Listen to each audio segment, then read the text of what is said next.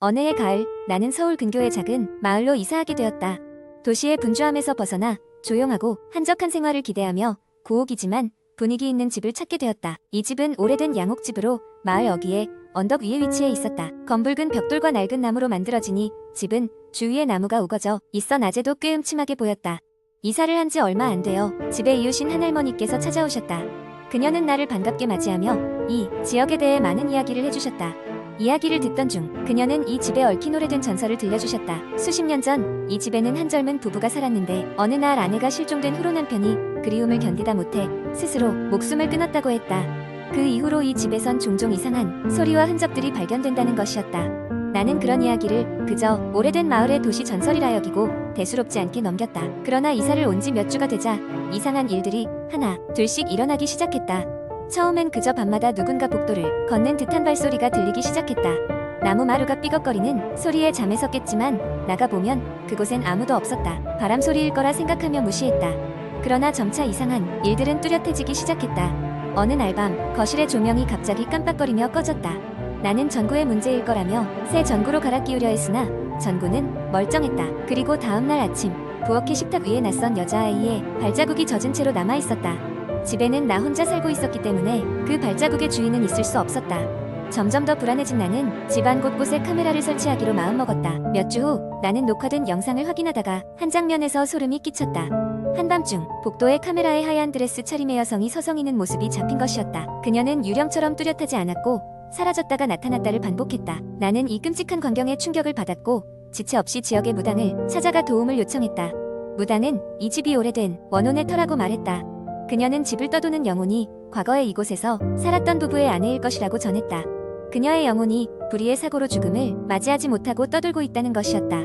하지만 무당은 영혼을 위로하고 이 집에서 떠날 수 있도록 제사를 지내줄 수 있다고 확신에 차서 말했다. 제사를 지낸 후로 집안의 이상한 현상은 차츰 사라져갔다. 무당의 말대로 아내의 영혼은 이제 편히 쉬고 있는 것 같았다. 난 다시 예전처럼 평온한 일상으로 돌아올 수 있었다. 하지만 이따금씩 거실에서 나지막한 웃음소리가 들려올 때는 가슴 한쪽이 싸늘해지곤 했다. 그때마다 난 그 영혼이 이제 행복할 것이라고 스스로를 안심시키며 그저 마음속에서 기도할 뿐이었다. 그 마을에서의 생활은 그 후로도 몇 년간 계속되었지만 그 사건은 결코 내 기억에서 사라지지 않았다. 그 집을 떠나 다시 도시로 돌아온 지금도 그 고즈넉한 마을과 오래된 집은 가끔 꿈속에 불쑥 찾아와 아득한 그리움과 공포를 한껏 불러일으킨다. 두 번째 이야기, 인터넷에는 무수히 많은 공포 이야기가 떠돌고 있지만 그중 하나를 길게 써보겠습니다. 이야기는 가상의 사건과 인물로 구성되며 단순한 창작 이야기임을 알려드립니다. 한적한 시골 마을, 해가 지고 어둠이 내려앉을 때면 얼음한 집 한 채에서 시작되는 공포스러운 이야기가 있다. 이 집은 마을 끝자락에 위치한 한 노파의 집인데 수십 년째 아무도 그곳에 발걸음을 떼지 않았다. 마을 사람들은 그 집을 어둠의 집이라 부르며 해가 진 후엔 그 주변조차 얼씬하지 않았다. 어느 날 대도시에서 온 대학생 그룹이 이 마을을 찾았다. 그들은 이곳에서 휴식을 취하며 생활을 체험하려는 계획을 가지고 있었다. 저녁 무렵 이들 중 호기심이 많기로 소문난 재혁은 마을 주민에게 어둠의 집에 대한 이야기를 듣게 되었고 그날 밤 몹시 호기심이 생겨 홀로 그 집으로 향했다. 입구에 도착했을 때 느껴지는 싸한 바람에 재혁의 등골이 오싹해졌지만 그는 흐릿한 달빛 아래 집을 더듬으며 천천히 문을 열었다. 문은 오래된 경첩 소리를 내며 삐걱이며 열렸다. 내부로 들어서자 먼지 냄새와 함께 시간이 멈춘 듯한 낡은 가구들이 재혁을 맞이했다. 집안은 거대한 암흑 속에 잠겨 있었다. 재혁은 핸드폰 불빛을 켜고 천천히 들여다봤다. 그때 무언가 빠르게 스쳐 지나갔다. 재혁은 순간적으로 그것이 무엇인지 파악하지 못했지만 뭔가 이상한 느낌에 사로잡혔다. 본능적으로 몸을 숙이자 갑자기 그의 귀 옆을 차가운 바람이 스치고 지나갔다. 놀라서 뒤돌아본 순간 어둠 속에서 누군가가 그를 노려보고 있었다. 실루엣만 보일 뿐 얼굴은 보이지 않았지만 분명히 누군가가 있었다. 심장이 쿵쾅거리며 재혁은 무서움에 몸이 굳어졌다. 그 순간 그 존재는 사라졌고 오직 차가운 웃음소리만이 공기를 오르고 내렸다. 재혁은 그 소리에 놀라 겨우 정신을 차리고 집을 빠져나왔다. 밖으로 나온 그는 숨이 턱에 닿을 정도로 뛰기 시작했고 마을로 돌아와 문을 걸어 잠갔다. 다음날 아침 마을 사람들은 재혁이 무언가에 홀린 듯한 모습으로 방황하는 것을 발견했다. 그의 친구들은 그를 진정시키며 무슨 일이 있었는지 물었다. 그러나 재혁은 아무 말도 하지 못했다.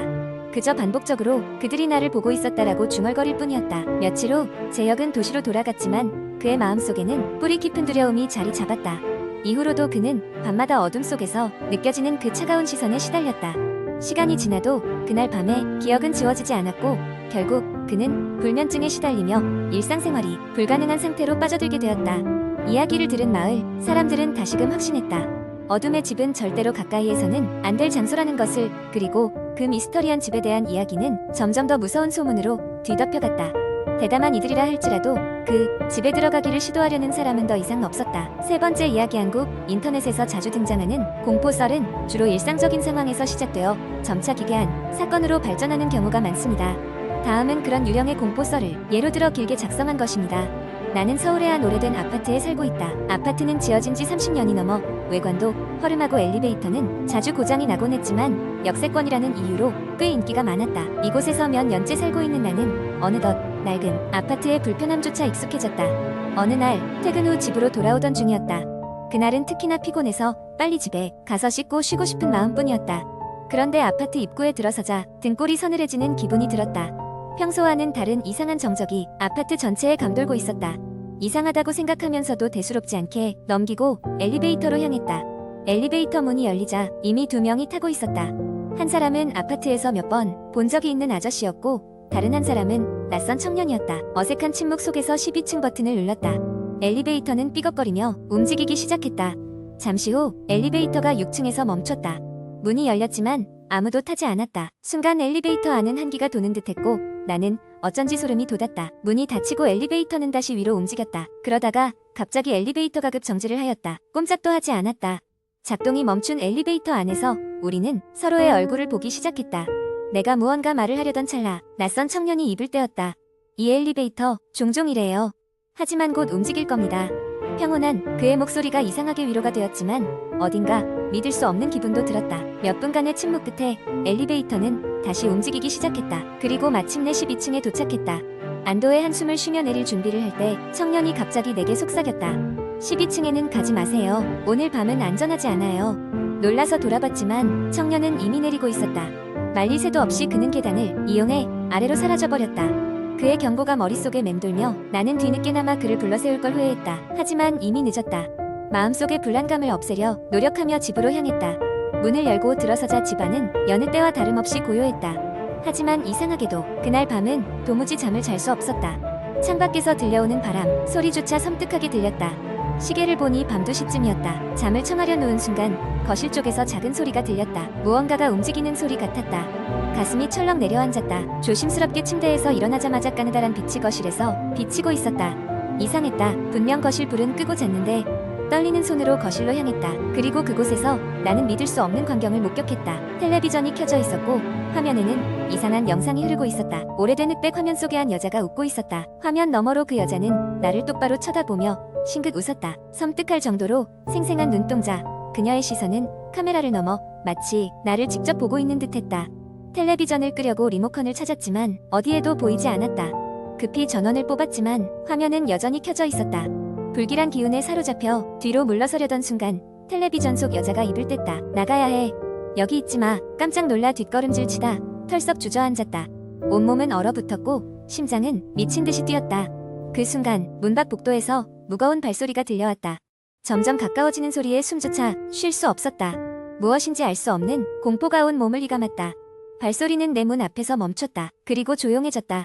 얼마나 시간이 흘렀을까? 문이 천천히 움직이기 시작했다. 마치 누군가 안에서 밀고 있는 것처럼 조금씩 열렸다. 개발쇠가 걸려 있을 텐데 어떻게 열리는 걸까? 공포에 질려 숨조차 멈췄다. 그러다가 갑자기 문이 쾅 닫혀버렸다. 그날 밤 나는 끝내 잠들지 못했다. 텔레비전은 다시 켜진 적 없었고 발소리는 돌아오지 않았다. 하지만 그날 이후로 매일 밤 같은 시간이 되면 문 밖에서 발소리가 들려왔다. 고개를 들이밀면 언제나 아무도 없었다. 점점 나는 지쳐갔고 결국 이사를 결심했다. 이사를 가던 날 청년을 다시 만났다. 이번에도 그는 엘리베이터에 타 있었다. 나는 서둘러 인사하며 그에게 물었다. 왜 그랬던 거죠? 왜 안전하지 않다고 했던 거예요? 청년은 잠시 나를 바라보다가 쓸쓸하게 미소 지었다. 그냥 느꼈어요. 그리고 맞았죠. 그 말을 끝으로 청년은 엘리베이터에서 내렸다. 그리고 그때 문득 그의 뒤로 보이는 아파트 12층 복도에서 그날 본 TV 속 여자가 서 있는 것을 보았다.